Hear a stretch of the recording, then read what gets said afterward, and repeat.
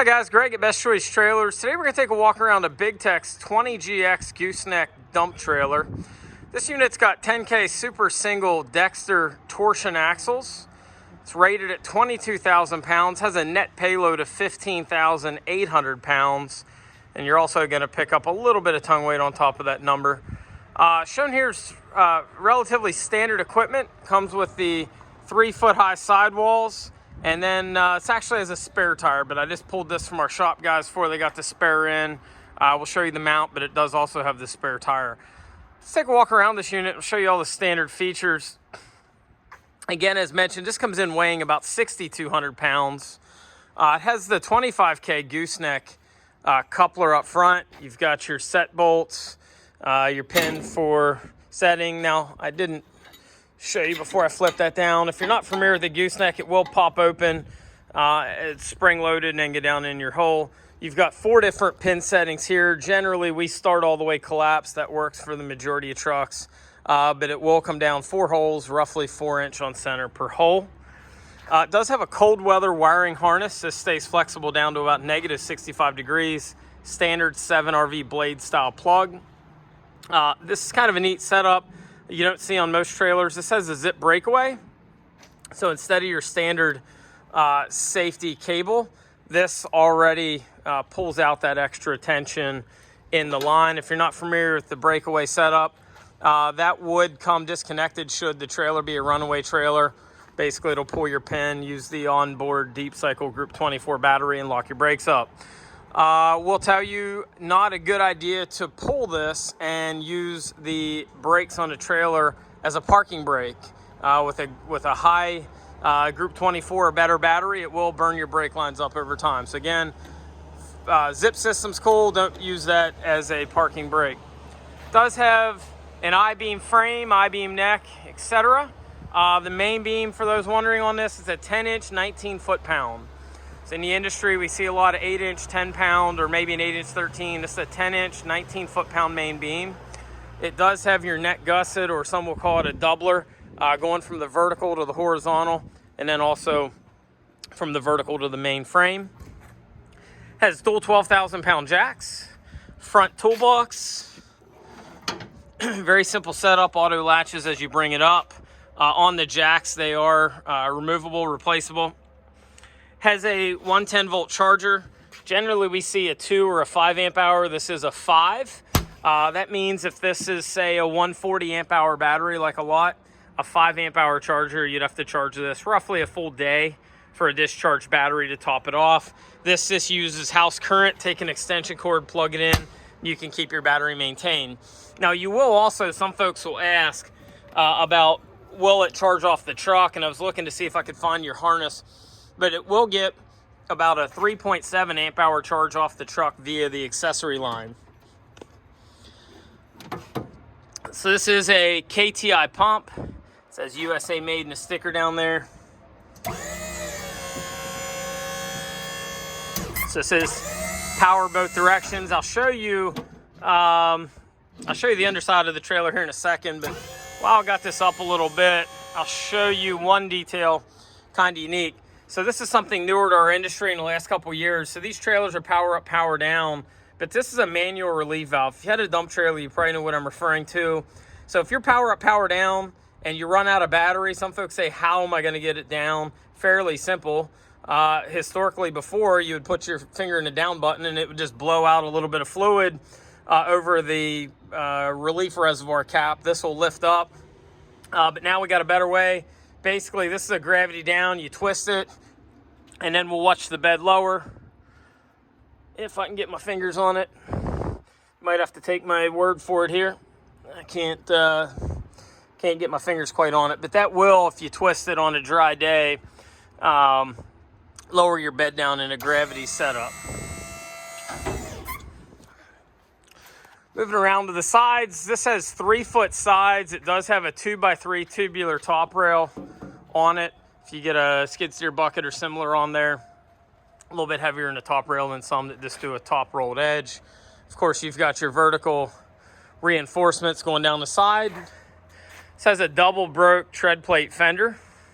Double broke's gonna be a little stronger than your single. Also has your fender support prop These are 10K Dexter axles with oil bath hubs. It's also got torsion axle upgrade. If you're not familiar, torsion would be your rubber ride suspension. You also notice the thicker drums. This has the 3 3/8 inch drums, same as what's on your Tandem dual 10Ks. So it is oil bath. Uses 80/90 gear oil if you're doing your own maintenance. This has a solid wheel. And then this is a 235, 75, 17.5. It's a load range J. J, actually, it'll tell you here, J is going to be an 18 ply. Now, I want to point something out. This is a 6,005 pound rating. So this trailer would call for a 215, 17.5, which gets you that 5,000 pound rating. This is oversized rubber. So they go to an 18 ply instead of a 16 and a slightly bigger diameter. So you got 24,000 pounds of tire on this particular unit. So a little bit on the oversized side. Remember, there is a spare tire in the neck as well. It's not in the pictures here, but it will be equipped with it. Kind of another neat feature, rear jack stands. Simply pull that pin and let it lower down, and when you're loading your heavier equipment, that'll keep your back end from bucking around as much. Fairly simple design for your door holdback. That would go with that. So you swing your doors around. It's a fairly simple setup. This, even though it is a high side, it is a spreader gate. So right there with one hand, I was able to just set the depth. You basically pull your handle mechanism and it'll allow you to spread your stone and material. Greasable Zert hinges. It's got the keyway in the rear gate for some extra reinforcement. You've also got your tube top rail on the rear gate. This is a 2x2, not a 2x3. You've got a sail bar hook at the rear. So I didn't show you on the tarp kit. There is a tarp standard. It's got what they call a sail bar that's going to go side to side, and it's just going to hook in the rear candy cane J hook there. It does have a standard cam bar lock for holding your door together. And then undermount ramp, standard equipment. So you've got your markers and then your stop turn tail to the outside. Little details, you notice they put a little guard on the stop turn tail so it doesn't interfere with your markers or your stop turn tail light there. Another little detail, they bring out the tubular rear bumper, so you got a side step. They actually put a skateboard type grip tape on there. Your hinging, 10-inch I-beam.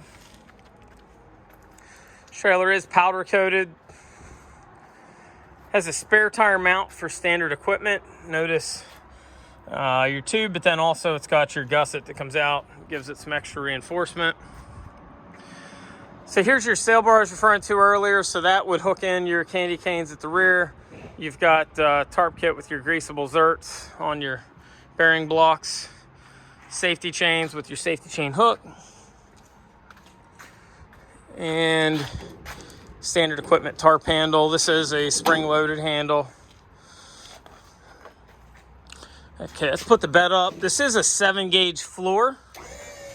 So a lot of times you'll see a 10 gauge, which is an 1/8 inch floor. This is a 7 gauges, 3/16. It adds about 2.5 pounds per square foot more steel. So on a 7x16, you're gonna have roughly 200 to 250 pounds more steel in the floor.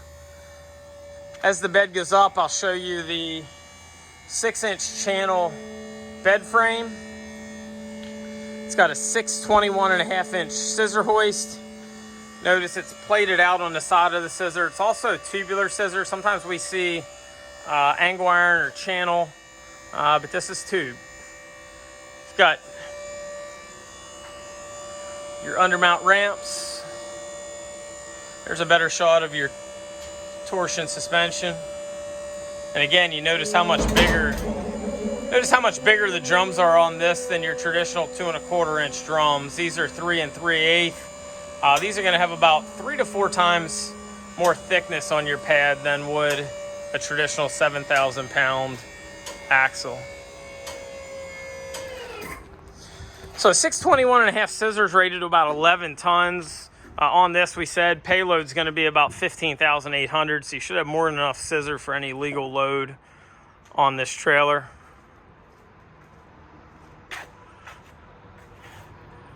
You've got your bed cross members. I'm not sure what size that is, but it looks like a 4x6 tubular header. And then you've got another tubular header at the front of the scissor. You've got your safety prop as labeled.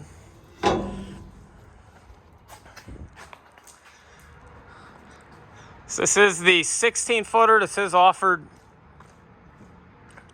in other sizes, but the 16-foot, 3-foot sides would seem to be the most common size folks are looking for. Super handy size for the guy that's hauling a big skid steer or also has rock and aggregate they're looking to haul. If you have any questions on this or any of our other trailers, feel free to give us a ring at 717-220-4220, or you can visit us on the web at bestchoicetrailers.com.